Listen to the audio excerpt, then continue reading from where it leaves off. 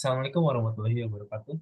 Kami dari kelompok 3 ingin mempresentasikan aplikasi yang kami buat yaitu Tetris Game.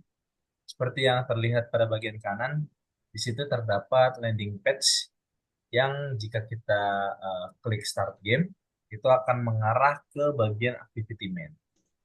Nah, seperti yang terlihat di sini adalah bagian utama dalam aplikasi kita. Saya dicepatin.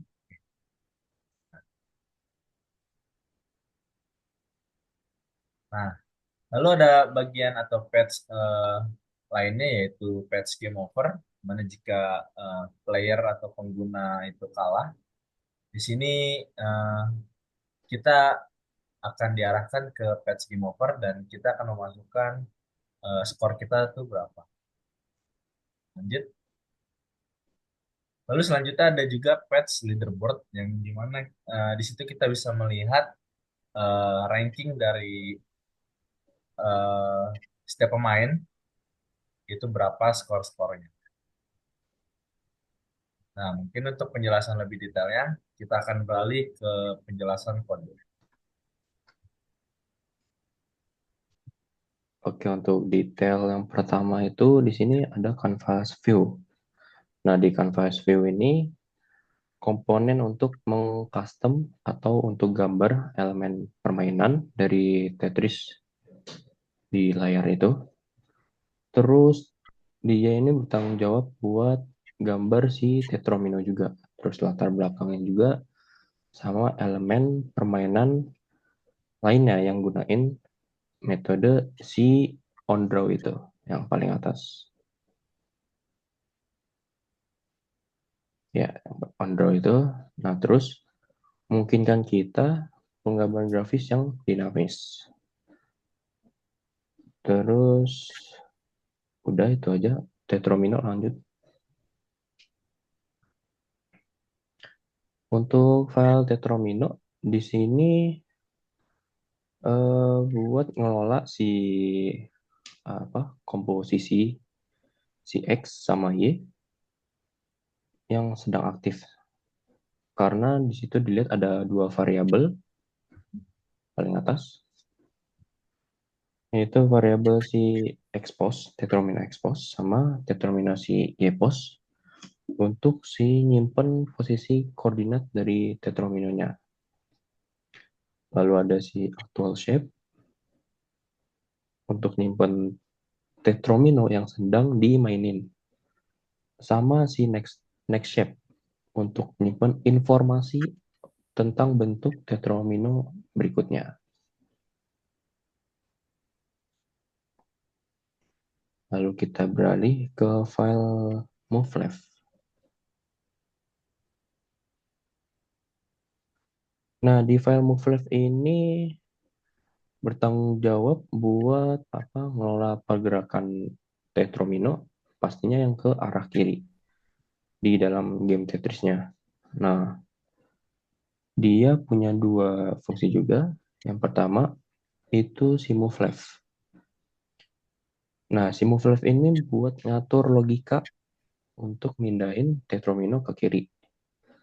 Termasuk juga buat meriksa apakah eh, pergerakan tetrominonya itu valid apa enggak. Yang dimaksud valid itu si tetromino itu enggak keluar dari batasan grid atau nabrak sama tetromino lainnya. Nah, yang kedua itu ada is move left. Kalau yang tadi move left doang itu buat ngatur.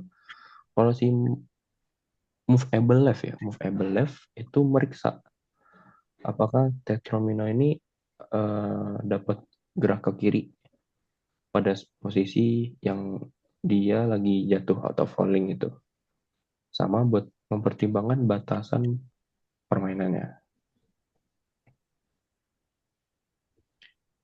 Lalu kita pindah habis ke move left ke move right.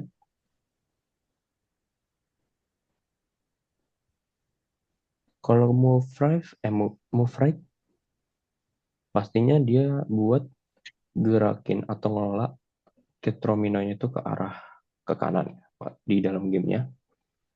Dia juga punya dua fungsi. Yang pertama ada move right Si Wolfram ini buat ngatur logika juga, buat mindahin tetromino ke kanan, dan juga meriksa apakah gerakannya itu juga valid, nggak keluar dari grid atau nabrak sama tetromino lain.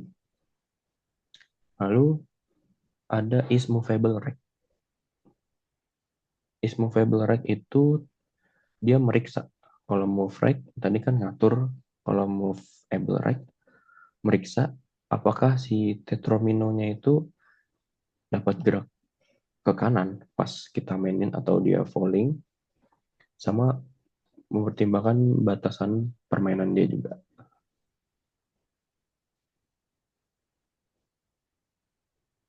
Nah, oke.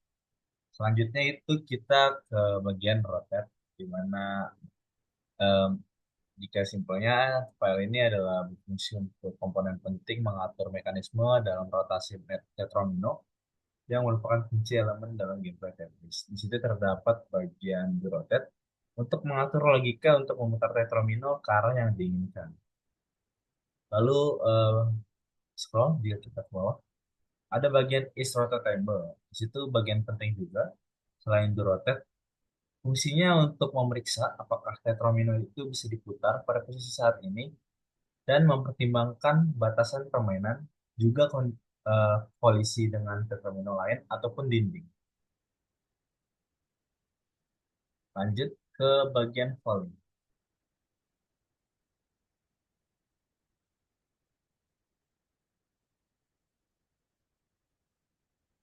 Nah, di bagian falling sendiri ini juga komponen penting juga untuk mengatur mekanisme jatuhnya tetromino. Bagian falling itu terdapat falling state.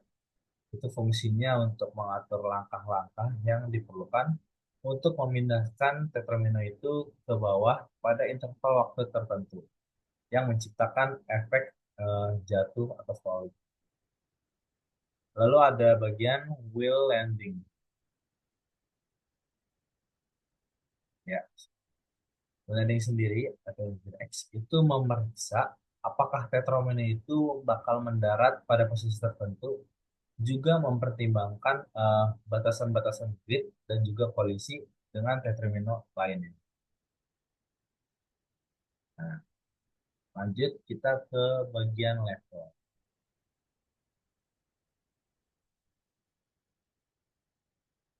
Di level sendiri itu bagian penting untuk mengelola tingkat kesulitan dan juga logika permainan pada aplikasi Tetrisnya.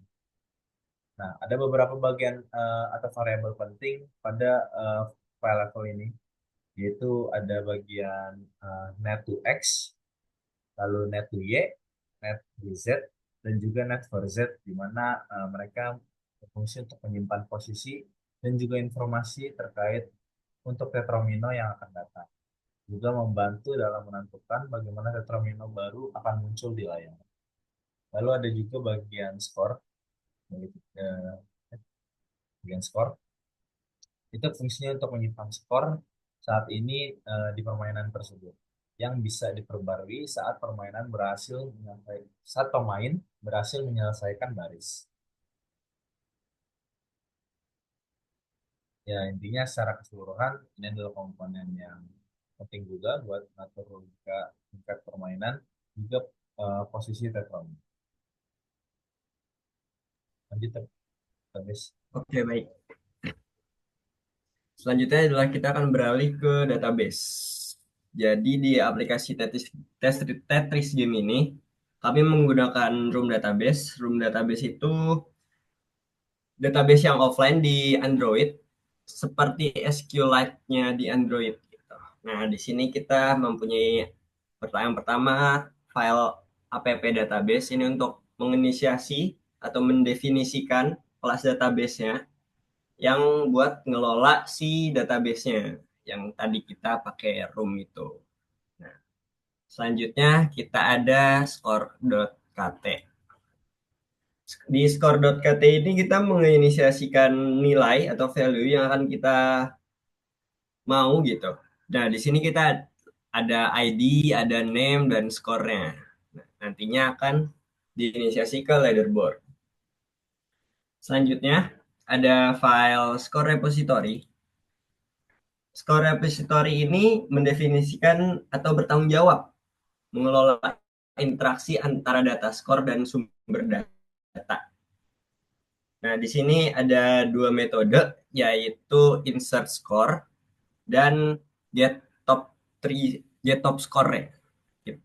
Kami menggunakan get top score untuk mengambil tiga data teratas di database-nya yang akan ditampilkan nanti. Selanjutnya adalah score DAO. Di sini adalah fungsi-fungsinya yang akan digunakan untuk menyimpan suatu entry skor baru ke dalam table leaderboard. Nah, ini memungkinkan si player buat menyimpan skor mereka setelah permainan selesai atau tadi setelah input nama selesai. Jadi ketika playernya menginput nama atau lalu memencet retry atau exit itu langsung disimpan. Oke, selanjutnya ada score view model. Nah, di score view model ini dia mendefinisikan kelas score view model yang merupakan bagian dari model view. Nah, kelas ini bertanggung jawab untuk mengelola data skor dan menyediakan data skor tersebut ke antarmuka atau ke UI nantinya. Lanjut ada leaderboard adapternya. Di sini fungsinya leaderboard adapter untuk menghubungkan UI dalam tampilan Tetrisnya dalam bentuk daftar. Kayak tadi kan kami memakai recycle view ya di leaderboard ini. Kalau bisa dilihat di sini ada recycle view-nya gitu. Terus yang terakhir ada landing page. Nah, di landing page ini kami kelas utama atau kelas yang akan ditampilkan ketika game dimulai seperti tampilan di kanan ini. Jadi nanti ada navigasi ke start game dan ke leaderboardnya. Mungkin itu saja buat penjelasan file-filenya. Mungkin kami akan demokan gamenya.